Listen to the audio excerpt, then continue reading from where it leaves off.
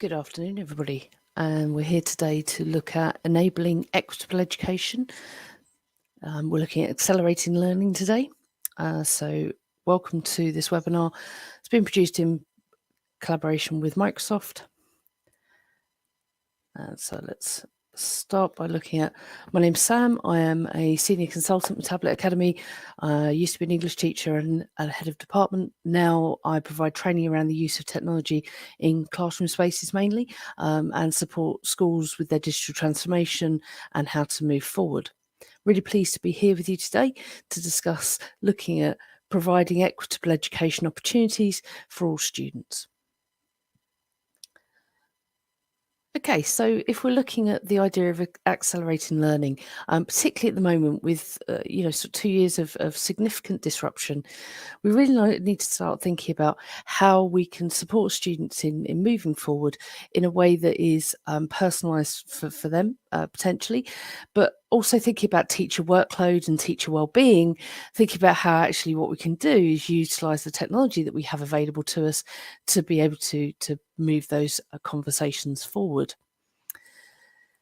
So let's start by thinking about sort of the idea of accelerating learning then. So I think certainly being able to provide a personalised learning experience for students, being able to give them access to ways to approach learning in ways that suit them, but also that target areas of need for them in different subject areas and different skill areas, and being able to utilise the technology available to us to do that means that actually we can really spend more time with the students, and actually really be able to delve deeper into their particular needs, if we're utilising technology to kind of move that journey forward.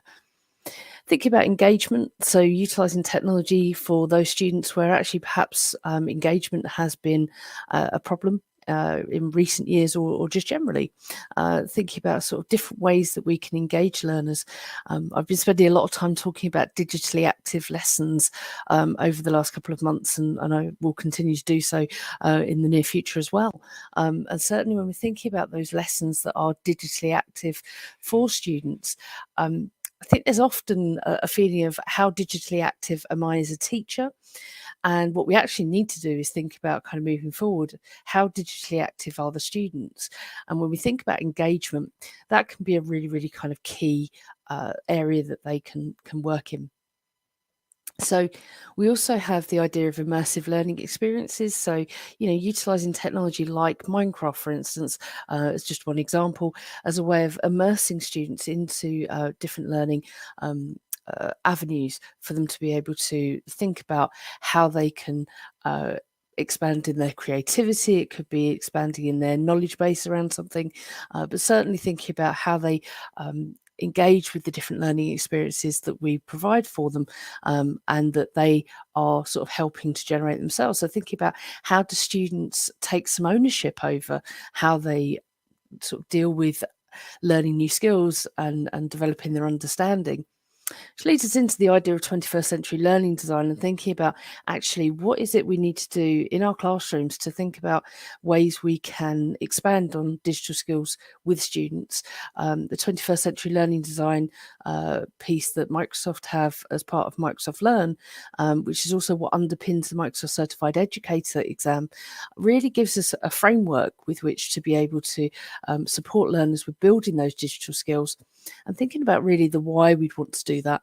But that brings us back into the idea of kind of accelerating learning. So moving forward, what I want us to do is think about particularly that personalised learning. Okay, so what we're going to do is just open up into Microsoft Teams. Okay, so here I've got my Microsoft Teams environment. Okay, we can start to think about how we can use the data insights that sit within Microsoft Teams. So I'm going to choose to go to Insights on the left-hand side here. Okay, so I'm just going to click on my three dots. There's my insights there. Okay, you can always add insights as an app on the left-hand side.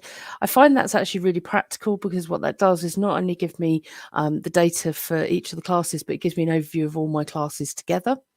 If you have the advanced licensing that includes education insights for leaders, then you also have the opportunity to be able to see across your organisation as well. That is a paid extra availability as part of your Microsoft licensing. So you would need to pay extra for that. But that does give you kind of an overview from a whole school point of view if you are a senior leader or, sort of a leader across, say, a multi-academy trust. I'm going to focus on the classes for here, thinking about kind of the individual teacher and how they are supporting students in accelerating their learning. So thinking about the classroom insights, we can really look at a range of different data that is generated by the Microsoft Teams environment. So we can see here that we've got our key spotlights across all of our classes. So remember, I've gone into insights on the left-hand side. I can go in through Microsoft Teams here and I can see each individual team. But in this case, I'm just actually looking at all of my classes together. So I've got my insights across my classes here. I can see kind of, sort of particular spotlights around students. I can see about inactivity and I can scroll through those, look at, sort of if students were late for meetings, particularly if we're using any kind of meetings for students remotely, that will be potentially quite helpful to kind of see how they're engaging in their learning through Microsoft Teams. We can also then look at an overview of all of our classes here together. So we can see our active students, we can see reflect, an overview of kind of the different reflections here, and we can see the different missubmissions for different classes and different areas. Okay, so I'm going to just now jump into a particular class. Let's pick the language arts class here. Okay, and now we get those insights that are very much related to that particular individual class. And again, I get my spotlights. Okay, so I can see kind of what's happening from within this class. I can see kind of, sort of good news about the students submitting their assignments. And I can also see, sort of which students haven't perhaps viewed their assignment yet. That's particularly useful if we're getting close to a deadline and we can see that students haven't engaged. It gives us the data to be able to give them a bit of a push and a nudge in the right direction. So what we have also got then is our individual report areas. So the insights environment has actually updated in the last few months. And what we actually get now is different reports that we can then generate really easily around their different activities within the class. So when we're starting to think about how teachers can gain back time, and we can think about kind of how we can utilize that to personalize learning, we can start to think about sort of generating kind of the data that will help us to do that. So let's think about reading progress just for a moment. So I can go into my reading progress here. I can look at the whole class.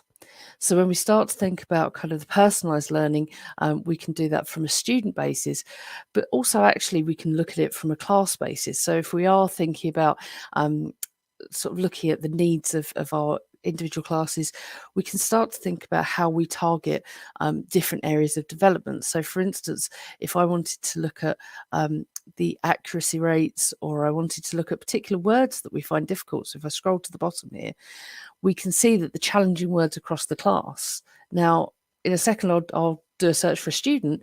We can actually sort of see the individual students' responses, but actually that gives me a whole class focus as well. So we've got that personalized learning by looking at individual students, creating challenge assignments for those individual students, but we can also do something that's very much class-based as well. So it gives us that data that we can help to support students. So let's search for an individual student here. So let's take in Adele. Okay, so we can see Adele's kind of responses here to the Monday's reading task and the Wednesday's reading task. And again, we can see their average word per minute, their accuracy rate, and we can see her individual particular challenging words. From there, we can create a challenge assignment. Okay, so effectively, if we went in the demo mode here, we can create a challenge assignment that's based on those particular words. Now, what's coming soon isn't here right at this moment, but it will be here sort of hopefully before the next of the next academic year, beginning of the next academic year, is something called Reading Coach. So not only will it give us the data to be able to highlight the different areas that the students kind of are finding difficult, particular words and phrases, but it will also then give them a way to practice that moving forwards and backwards. Now, what we can also do within that is be able to see the options then for the student to be able to capitalize on the data that is available there, capitalize on the artificial intelligence environment that is available for us, and be able to then practice those different areas, sort of on their own as they need to. And then that way we've got that discussion that we can have backwards and forwards with them. Okay, so we can see kind of that is particularly for that individual student there. Okay, we can do that as a kind of a search across different genres, different reading levels, different time periods. And that also gives us some data that we can have conversations with parents about. So if I go back to the class overview here, if we wanted to talk to parents about, sort of how students are doing in terms of their assignments. So thinking about kind of, sort of the late submissions, thinking about missing submissions, we can then sort of go through and actually look at, where students are not submitting things. So for instance, if I go into this one here, we can see the ones that are not returned. Okay. Those are the ones we've not returned to the students. Okay, let's think about the ones that they've not returned. Okay, so we can go in and go into the class here. Okay, and we can look at sort of the average ranges in here. We can see who turned in sort of ones that are late. That's a group assignment there. Okay, we can see kind of that was turned in 3 days late. This one was turned in 1 day late, and so on. So we've actually got the data to be able to take back to the student initially. Thinking about students being responsible for their learning, but we've also got that data that we can go back to parents and say, well, actually, do you know what? Over this period of time, sort of 5 out of 10 assignments have been late, and it's always after a weekend that they're late. So we can start to then have a conversation about what is it that's happening over the weekend that's perhaps stopping them from completing their home learning. Are there any barriers in place? Is there anything we can do to support, or is it just a case that actually that student needs to be a bit more organized? Again, we've got that sort of ability to be able to have those discussions. Okay, so let's come back to the class overview. Okay, so we've also got the Reflect app coming through there. So I've talked about the Reflect app on a couple of these different sessions previously, and certainly looking at the Reflect app as a way to support students moving forward. If we're thinking about accelerating learning, for students, there's no way they're going to be able to make the progress that they're capable of, and make the progress that we would want them to be able to make, and feel successful, if actually they're not in an emotional space to be able to do that, or perhaps there are particular barriers that they're not necessarily talking about, that will potentially stop them from moving forward, or certainly stop them from moving forward at a rate that sort of we know that they can do. So if we use the Reflect app, what we can actually do is then think about kind of how those reflections tie into their effectively their work behavior and their academic sort of progress. So when we start to kind of look at how you're feeling today, if we ask them that every single day, we can really start to look at a pattern, or perhaps we're looking at every week, we can start to see a pattern, and perhaps sort of it's interesting that we've got quite a number of students over the last few days are not feeling particularly very happy. Okay, so perhaps we need to think about why that might be. Okay, so let's think about how are you feeling today. Okay, and we'll take out these options here. Okay, so we can see that actually the top words there, that the students are disappointed and exhausted. Okay, so as a teacher, that's given me some really powerful, without even looking at the individual students at this point, that's given me some really powerful information to actually kind of act upon. And I can really start to think about, well, what is it that's actually generating that feeling amongst students, and what can I do to actually help support them moving forward? Okay, so let's put that back on. Okay, so let's take an individual student. We'll take Adele again. Okay, here we go. So her top 2 words, okay, in the last month are bored and confident. Okay, so I know immediately that for that student, she needs to be pushed, she needs to be challenged, perhaps thinking about that engagement kind of area. You know, we've got the information here to be able to really look at how that student can kind of engage moving forward with their learning. So whether we're thinking about, you know, sort of them approaching tasks in potentially a different way, that can be really, really practical, you know, sort of information to have. So we can see the report distribution. Okay. So generally kind of they're not sitting in the angry, they're sitting in the kind of confident, perhaps, you know, sort of not feeling great. There's a concern there. So we can start to think about kind of how that data will impact. Okay. So we've also got, if we're using Class Notebook, the ability to use reflections in Class Notebook as well. And again, this is kind of perhaps giving us more of an academic kind of focus in. So with the Reflect app in Teams, that gives us both the social and emotional kind of learning aspects. It will give us very much kind of things like, you know, sort of how do they feel about their friendships? How do we feel about, you know, sort of how we generally feeling today? So getting us to be very self-reflective, both from an emotional point of view and an academic point of view.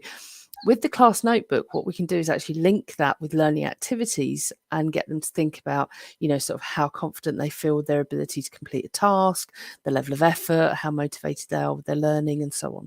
And again, we get that data that tells us, you know, just a little bit more about, you know, how they are actually engaging. So if I put in here Adele again, okay. So we can see for Adele, that Dale's not satisfied with her progress in the class, okay, in that activity there.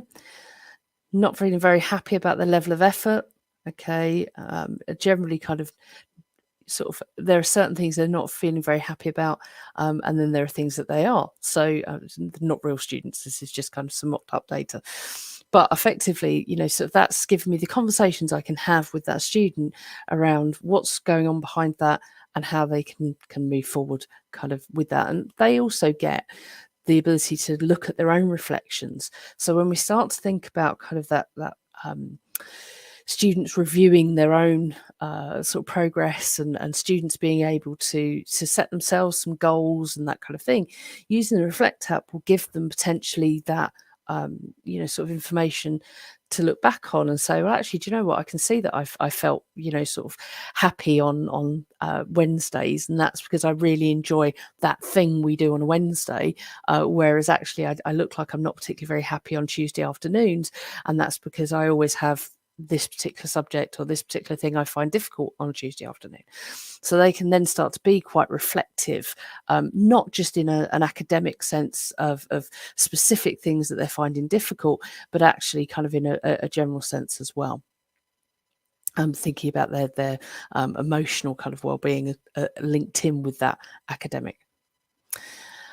Okay, so insights, we've said, is, you know, very powerful to be able to use across all of our classes. You can pick that up from the teams themselves. So if we go into one of the teams here, we can see our insights for that particular team. So you can either go from inside the individual team or from the overview on the left-hand side. Okay, so let's now think about kind of other ways that we can personalize learning. Okay, so I'm going to go into my teams here. Okay, I'll just open that up. There we go. So we start to think about kind of personalizing learning and thinking about kind of assessment and that side of things. Certainly using the rubrics from within an assignment can be really, really powerful. So if I just take this one as an example, okay, let me just open up the assignment for us. Okay, there we go. So I've set a descriptive writing task here. I've given them the instructions, all of the resources that they need. When we're thinking about personalising the learning, certainly being able to give different students different resources. So handy tip, if you are setting an assignment, you can set the assignment for, say you want to set some with these resources for the first 10 students. You can then set that for the first 10 and then reuse that assignment, change the resources around, add the things you need to add. The actual assignment itself will still be there. You don't have to kind of re-enter all of that, and then you can effectively assign that to those students you want to, using the individual assignments area. Now, this is one that's already been assigned, so it's not coming up, but effectively you have that individual students area. So you can then think about kind of personalizing the resource bank that students have available to them, whether you want to kind of model or scaffold different areas, or you want to add like a video aspect in, or that for a particular student actually they need a resource in a particular way, you can personalize that through the team's assignments piece there, but without having to add lots of extra work. So by reusing the assignment, effectively we're just using the same assignments piece, copying most of it, but just changing and adapting the things that we need to from within that. Okay, so within this, I've also added in a rubric. So for us in the UK, we would call that more a mark scheme, but I've added in a mark scheme here, and this is just one of the assessment objectives from the GCSE English exam. Okay, so that can easily be copied and pasted across, so that you can then attach that and use that with the assignment. Now, the good thing about this is if you are teaching in GCSE terms and you have weighted questions, those rubrics can have the ability to weight different assessment objectives, different descriptors, and effectively then you can decide kind of, sort of if that particular assessment objective is worth 20%, you can add it as 20 and then, sort of divide it out as you need to. So it can be quite nuanced about how you kind of approach using it.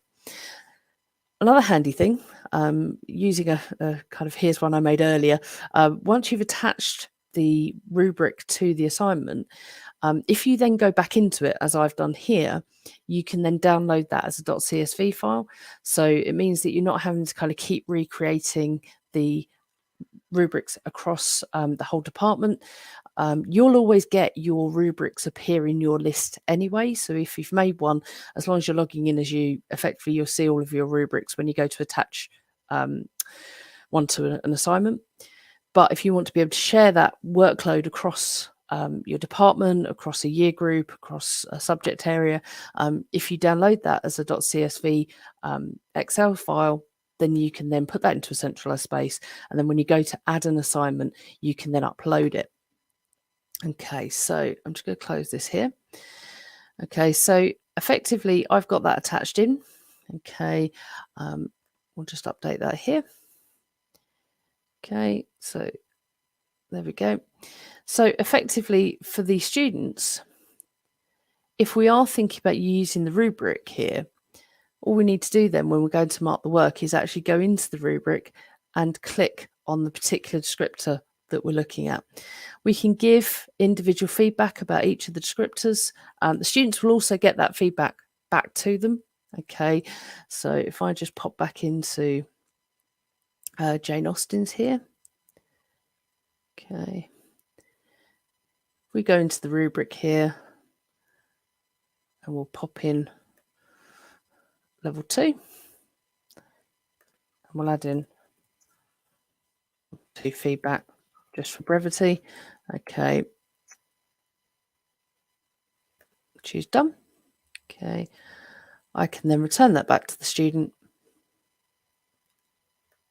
And then if we go into this students area here, okay, there we go, there's Jane Austen. Okay, I can go into my assignment. I can see, the assignment itself. I can see the reference material, my work, and then if I click on the rubric, I can then see the level that was given there and the feedback. Okay, so not only am I getting kind of the ability to shorten down some things by attaching kind of the right area of the rubric for the student also gets that back too.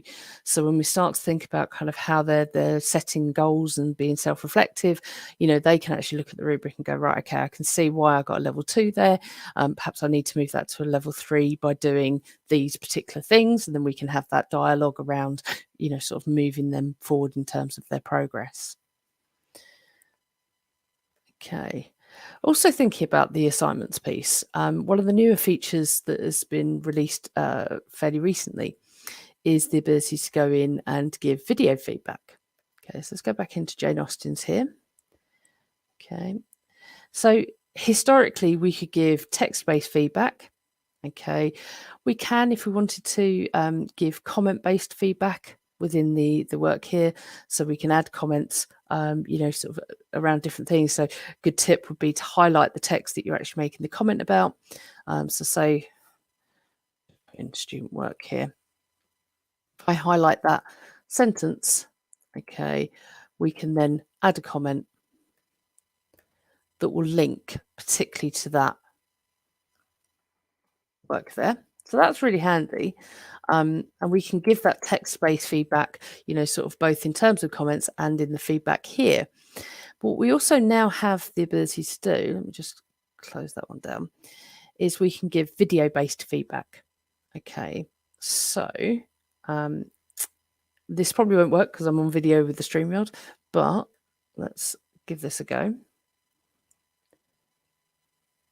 Oh, it does. There you go.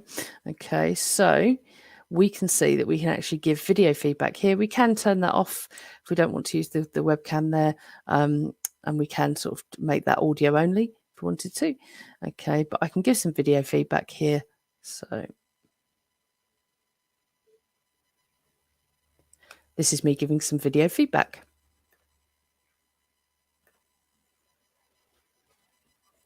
And then you can see that sort of as you move along, and then you can publish that. Okay, so give this video feedback. If you've been using Office 365 for a while and you're using it during remote learning as well, I imagine you'll notice that the little icon here is the Microsoft Stream icon, because that's what's actually kind of powering this feedback. Okay, and I can upload that to the assignment. Now, obviously, I can turn off the kind of the video feed if I don't want to give video feedback and I want to give some audio feedback. Effectively, kind of, I'm treating it as the same thing here, but you can turn the video feed off, so it's just audio feedback. But that does mean that if we're thinking about how students engage with their learning and how sort of learning is how their feedback that they're given is best absorbed by the student, actually in some cases audio feedback would definitely work better. I certainly know there are sort of many students who would respond in a better way to that audio feedback than they would just written feedback. Okay, it doesn't mean I'm not going to give the written feedback. I'm still going to put the written feedback in place, but I've now got the ability to have the video feedback as well. I can also attach files to the feedback. So if there's a particular resource that you think would help a student where they've completed an assignment and actually perhaps they've missed something out or they don't understand something, we can add in any resource that we think might be useful for them moving forward. And if we want to be able to have students respond to perhaps an extra document or PowerPoint, perhaps we want them to take that assignment, move it forward, they can add in a Word document, Excel spreadsheet, PowerPoint presentation, or Microsoft Whiteboard. Okay, so I'm going to close that out there.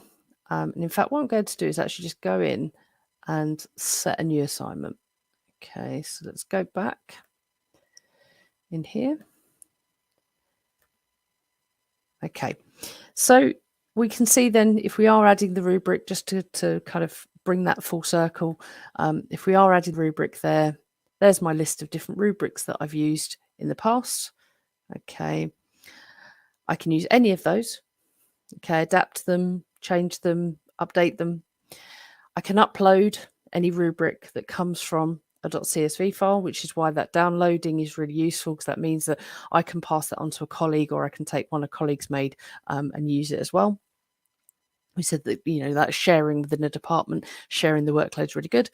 And I can also add that from scratch. Okay, so I can effectively kind of add in what I need to, add to the different levels, different descriptors. And we did say that if we were adding in a weighting, you'd need a couple of questions in there, and it does need to have the point value turned on to create a weighting. But now we can see that percentage distribution, or we can evenly distribute the weights. So we could say this one is 60, makes this one 40. Okay.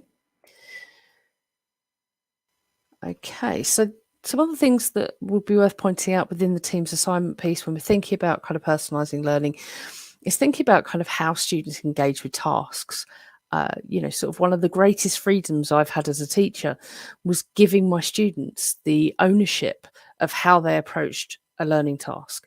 Not in every single case, obviously. There are certain things where I want them to all kind of have a very equitable, access to a task, and I want them to kind of complete a piece of written work, for instance, where every single student needs to complete, a piece of written work.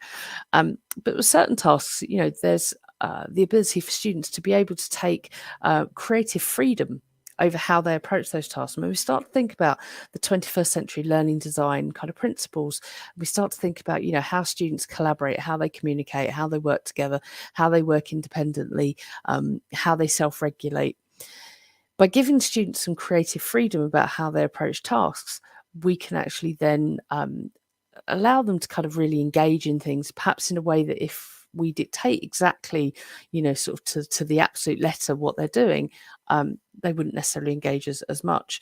So the example I always give is I was teaching my students Macbeth, and students had one-to-one devices. Very fortunate to be in that sort of situation where every single student had a device available to them, and I wanted them to create a summary of the story of Macbeth. Okay, so I'm really just assessing, do they understand kind of the overall character themes, sort of very early on into the teaching of the play.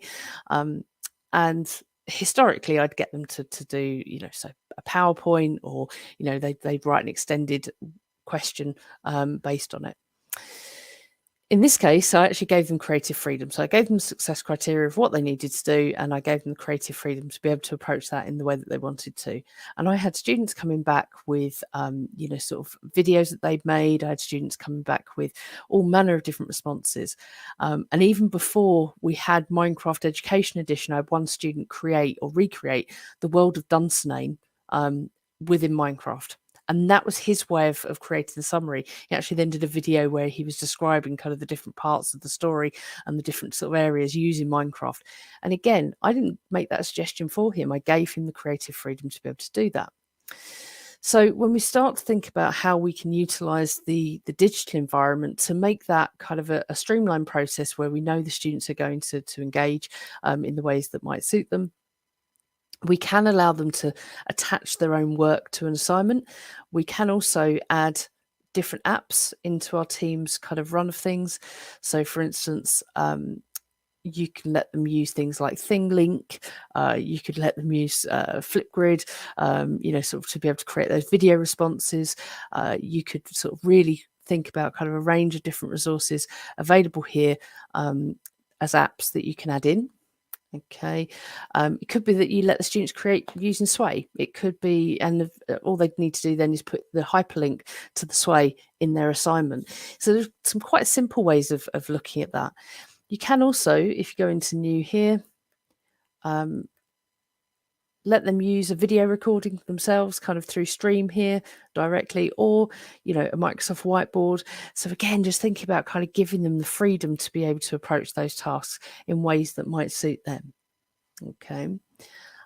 We can obviously attach a range of different resources that we can make as templates. So if we are thinking about personalizing learning, sort of I could have a Word document, for instance, that has scaffolding within it, and then less scaffolded version, which I can send out to different students in different sort of areas. So in which case I can really use the attach kind of option here. And whether that's from my OneDrive from within a Teams or SharePoint area, or uploading directly from your device. Okay. So just thinking about kind of how creative we can be with those assignments and whether that's actually classwork that they're completing. If you are in a situation where the students are able to access a device in that particular lesson that you're teaching, don't necessarily see that assignments is just for homework. You can utilize this from a classwork perspective as well. And the advice I always give is to think about how you're going to define the difference between classwork and homework. So it could be that you just stick CW at the beginning. I'd probably put that in brackets, okay, and then the task. And then you could just change that to homework for homework tasks. So that's one simple way of approaching it. The other is to use categories. Okay, so you could use a category here. We've got one here for classwork. Okay, you can add a category for homework. If there isn't one already, you just click on new category and type in homework. Okay, and you can see I've also done the same thing for reading as well. So if I add, so if I was using the reading progress, for instance, I could add reading as a tag there as well.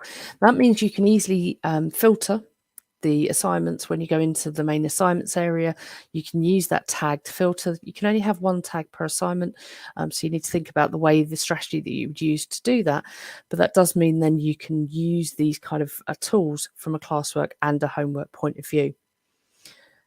Okay, so I think that covers kind of everything we need to look at in the Teams assignments area.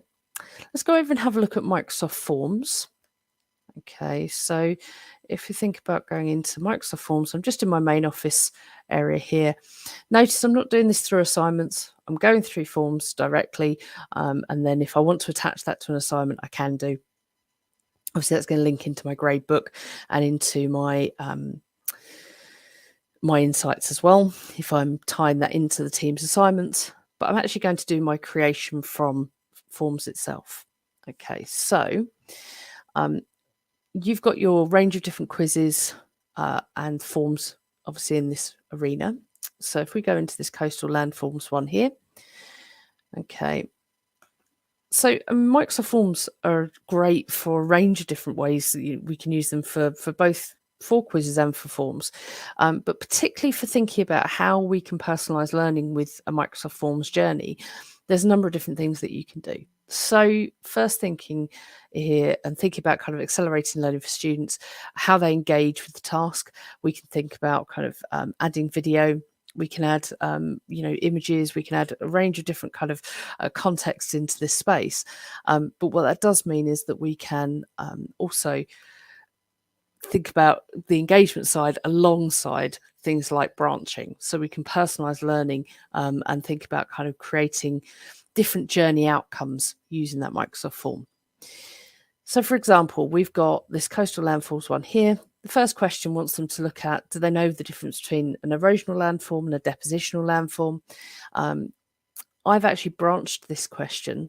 So if I just open the question itself, okay, you can then see I've got the correct answer there. We've got the wrong one here. But in the three dots, just the ellipses at the bottom there, I can choose add branching. Now, instead of the students all answering the same list of questions, what I've actually done here is given them a set number of questions. Everybody's going to answer that set, 5, 10, however many questions that you're setting.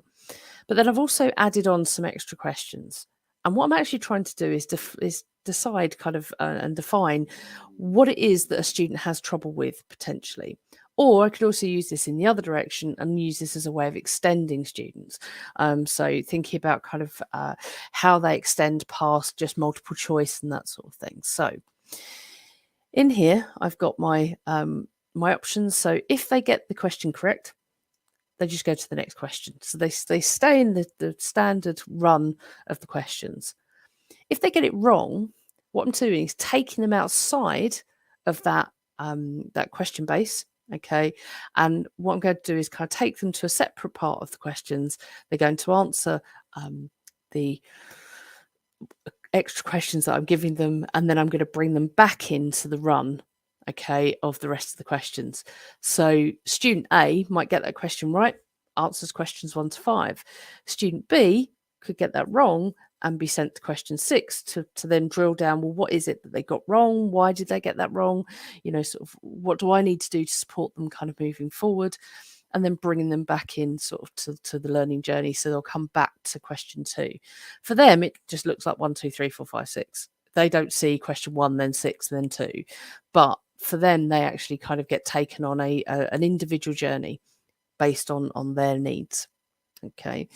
So in this case, they're going to go to question 6. Okay. And then which at the bottom here, which asks them to look at a particular picture. Okay. And then they have to put an answer in. And then it doesn't matter which answer they give, I'm going to send them back into the run of questions. But when I go to review this and I go to actually look at the assessment, I know actually, right, I need to have a conversation with that student because either they couldn't identify an erosional landform or that perhaps they're struggling with the terminology. Okay. Okay, so let's go back and have a look at what that looks like. So if I go into preview mode here, okay, so we can see it doesn't give them any other questions. Okay, so let's get this one wrong. So we'll just answer the second one there. So it's going to open up this question about looking at the picture. Is this erosional or depositional? Let's say erosional. Okay. And then it's going to take me to question what is actually technically question 2, but for them appears as question 3. Okay. That's given me then the information that I need to move forward. Okay. Now, where you position those questions, if you want that to be question 2, it's up to you. I mean, obviously, when you get the data and the responses, it may be easier to have that kind of next to the question it relates to. It's really up to you. It's a personal choice thing. It's just about being quite structured about how you branch it. I would always put all of the questions in place before you start branching. Okay, let's just go back a second. Go back into the question and into the branching. Okay. You want to be able to check that they're effectively going to the right places, that everything's kind of leading to the right place. And so in this case, that's going to go on to next, that's going to go on to 6. And then when we get down to here, that's going to go back to number 2. And then question 5 goes to the end of the form. Now, if I hadn't put that in place, that would then just naturally go to the next question, which means that everyone then gets to go and answer question 6, which is not what I want. Okay, so I want that to go to the end of the form. It's going to bypass question 6 and take them straight to the end. Okay. Now, if we wanted to then think about kind of personalizing some of the feedback that we give within Microsoft Forms, we've certainly got a number of different options. So the first thing, let's think about non-personalized feedback. Okay, so thinking about saving teacher time, we can give a message for respondents who select each of the individual answers. So for instance, if we wanted to give a message as to why that's not the correct answer, okay, and sort of what language they need to watch out for, so perhaps when we get them to look at why the word sediment is there, what that means, what that would tell us, and why that is depositional or not erosional. Effectively you can give them that feedback to appear in there, which means when they go through to answer that, you can either choose to let it kind of give them that feedback as they go along or at the end. But it means that they're getting that feedback in a practical sense. Now, actually, that links in very well if you do things like embed that into a OneNote page. When they return back to the OneNote page, they've got their feedback for that particular quiz there as well, once you then send the feedback back to them. Okay, so effectively, if we go into the responses here, and let's go into review answers. Okay, so the students would get, if you put in the right and wrong answers there, they would get those in place. But what you can then do is think about giving some personalized feedback here, and you can use the little chat bubbles next to the individual student. So in this case, we've got Angela Carter here.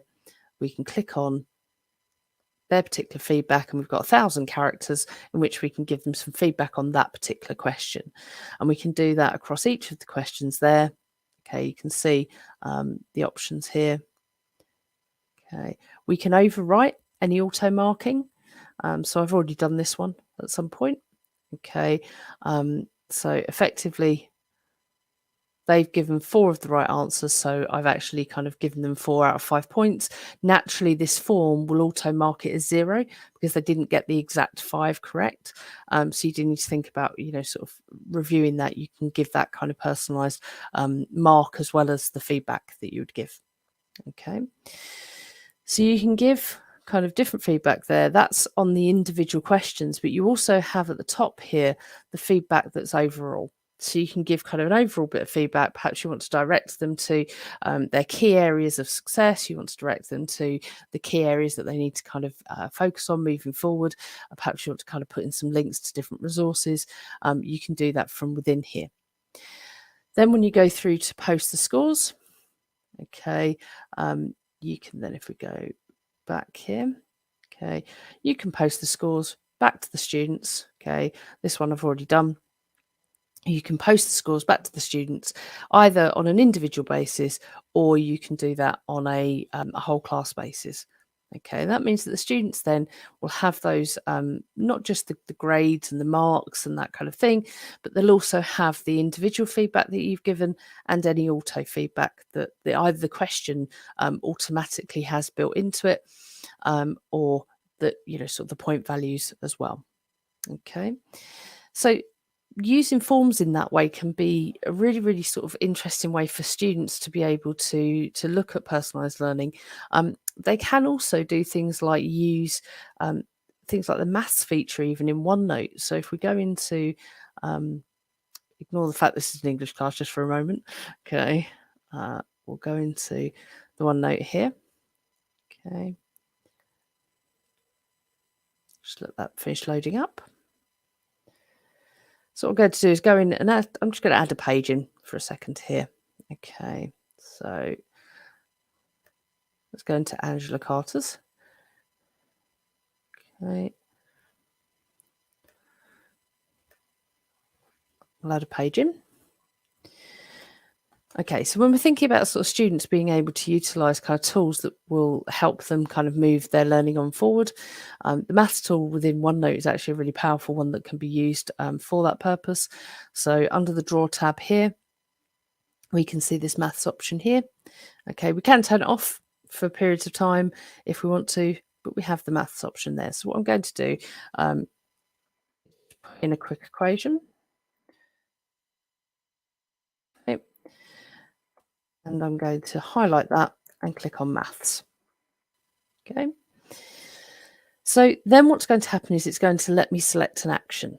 Now, obviously, as a teacher, this is really practical and really useful, but from a student's perspective, if I'm struggling with that particular equation, okay, I could, ask for help, and I would hope that, sort of if I was the teacher, the student, that they would come and ask for help. But actually, if there's, sort of they're doing their homework or they're looking at kind of something remotely during the holidays, that kind of thing, they can easily, sort of be able to use these tools. Okay. So, okay. So I'm just being given by a maths teacher the hint to take the Y out. Okay. I only ever put the Y in because of the graphing, but we'll take the Y out. Okay. Okay. So we'll just put in 4a plus 7 equals 12. Okay. And then we can select an action. So then we get to solve for A. Okay. Now, the great thing there is that we get the answer to the question. Okay. But more importantly, we get to show the steps. So we can show the steps for solving that equation. Now, what I can do is I can drag the answer onto the page. Okay. So we can just line that up a little bit better. There we go.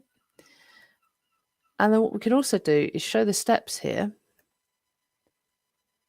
Okay, we've got the immersive reader built in, so we can actually see the sort of maths being read aloud potentially, or hear the maths being read aloud, see the maths kind of in a format that suits the student, but it actually will appreciate that it's maths, and so effectively, it can be very practical for those students with any accessibility needs. And then for the student, they can also drag the steps in. So if they are struggling with that particular equation, okay, they can not only get the answer to the equation, they can then get the steps for solving that equation, okay? And then the beautiful thing here is if we just move the screen down, I'm just going to make my screen a tiny bit smaller. Okay, we should be able to see that a bit better. Okay. I'll just highlight that equation again. There we go. So not only can you get the steps, you can also generate a practice quiz. Okay, so thinking about the Microsoft Forms piece, Microsoft Forms works very well with different maths from an artificial intelligence point of view. So what it's going to do is it's going to take this equation and it's going to give me some more equations that are based on that particular option there. So if I generate a practice quiz, give that a second.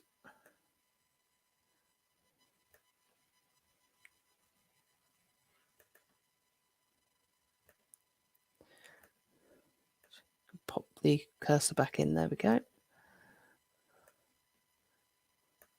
I do love it when a demo works, but effectively what should be happening there is that should then generate a Microsoft form where the students will then be able to answer the questions that are based on that. So if we think back to that work process, I've got an equation that my teacher's given me and I'm struggling with how to break that down. I can go into OneNote, I can use the steps here, and then I can generate some more questions to then actually kind of practice those on, and I can share that feedback with the teacher. Now, if I'm doing that within a class notebook, the teacher's going to be able to see all of that anyway, and they'll be able to see that I've generated that practice quiz and the responses that I've given, and be able to kind of have that conversation with me kind of moving forward. Now, if we do use the more complex equation there, that not only gives us the ability to solve the equation, it will also give us the ability to graph the equation. So we can actually think about different ways we can either evaluate the equation there, or we can, sorry, yep, apologies. I do love having a maths teacher with me to correct my errors here. So let's just do that again. 4a plus 7y equals 12. There we go. Do that one again. There we go, it's a bit better. Okay, so we get the option to solve for A, solve for Y, and we also get the ability to graph that. Now we can then drag that graph like we have with the different statements. You should then be able to insert that onto a page. Okay, and you can also adjust the value for A there.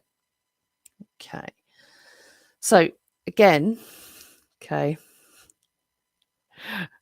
I'm getting a really great coaching session on maths here. So we'll take this one offline, Claire, I think, and you can give me some coaching offline. But effectively, the key thing for the student is they've got the tools available to them to be able to utilise kind of this within. Now, I've used this within Class Notebook, but actually they can have there's a maths editor option as an app that they can have. There's lots of different ways that they can approach kind of using the tools that are available to them when it comes to things like certainly with maths, but also with sort of tools like Flipgrid, for instance, sort of being able to think about kind of how students approach demonstrating understanding. So a good example kind of would be potentially kind of students who might struggle to, sort of perhaps write a written response. So thinking from that engagement point of view, if we think about sort of students accelerating their learning and thinking about the disruption that they've had over the past, range of time, the last 2 years particularly, certainly when we're thinking about students being able to close different gaps that they might have. I'm not sure I'm a big fan of the phrase of closing gaps, but if we are thinking about students, sort of developing their knowledge and developing their skills and their understanding.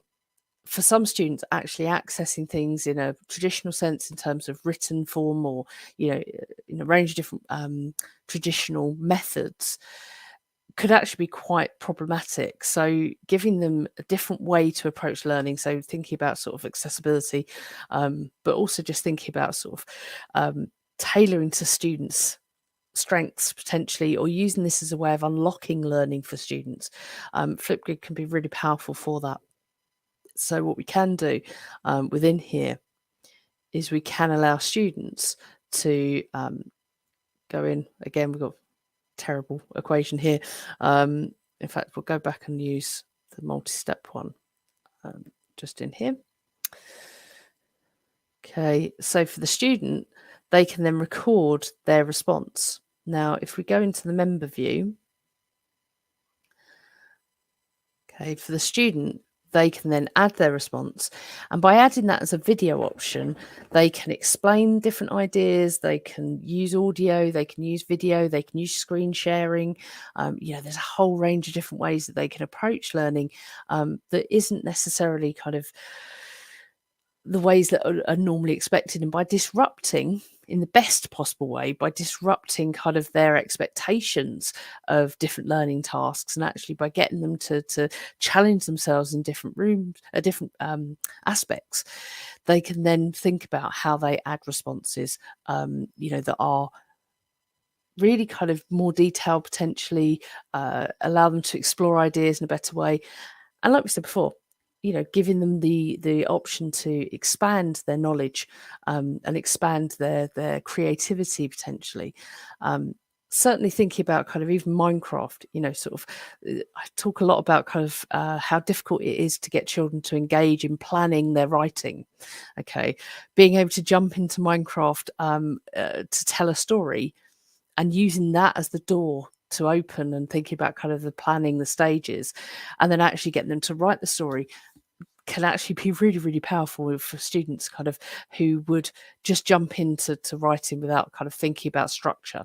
And so, different ways to open doors could be really powerful. And this is one of them. So thinking about kind of Flipgrid as one option here. So if I go into add a response, we'll see if it copes with using my camera twice.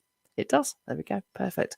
Okay, so we can do things like use different effects. So we can use kind of different boards. So so the students can explain different things. So if it were a maths question, for instance, they've got the ability to kind of change the board. It doesn't have to have my video on it. A lot of people think when we're talking about video responses that we're talking about kind of the video of a person's face. Not at all necessarily. This can be the video of the screen. It can be a video of a board. Lots of different options available there. Okay. You can, we say, do things like record your screen. So teaching something like coding, or you're teaching anything where students are talking through it, or even just using kind of PowerPoint recorder, or using this to record over a PowerPoint, can actually be really practical for the students there. Okay. They can do things like pixelate their faces. They can put on different effects. So they've got different filters that they can put in. They've got different frames. So you can even kind of do things like, let's open up a content creator, or you can go into the news. I mean, the number of times as an English teacher, I would do things where I was looking at a news report with students, for instance. And this isn't taking any software that they need to download. It's not taking anything that, sort of they need to pay for.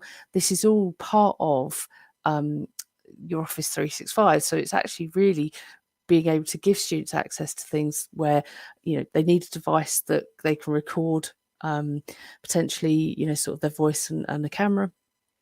But other than that, actually, sort of it's a very accessible piece of software.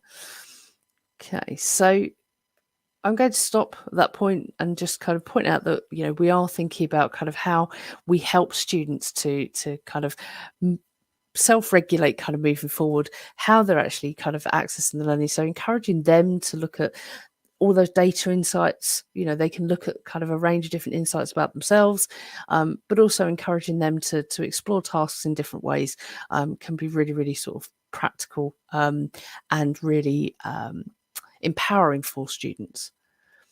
Okay, so I'm just going to bring us back to here. So let me just bring up the follow-up. So follow-up for today's session. If you do want to use the wait clip there, I will pop the link into the chat. Okay, as well. I'll pop that into the comments. And then please do feel free to use the QR code there to scan. Okay, so that's popped into the chat there. I hope you found that useful. Please do join us. We will be running a number of more of different webinars kind of coming up. I'm certainly running one quite soon on digitally active lessons. So thinking about if you are looking at exploring kind of for students, how you make things more digitally active for them and how they kind of access the different sort of tools that are available to them. We will be running a session on that in the next month. So do check out ta.education for any more future events. Okay, thank you very much.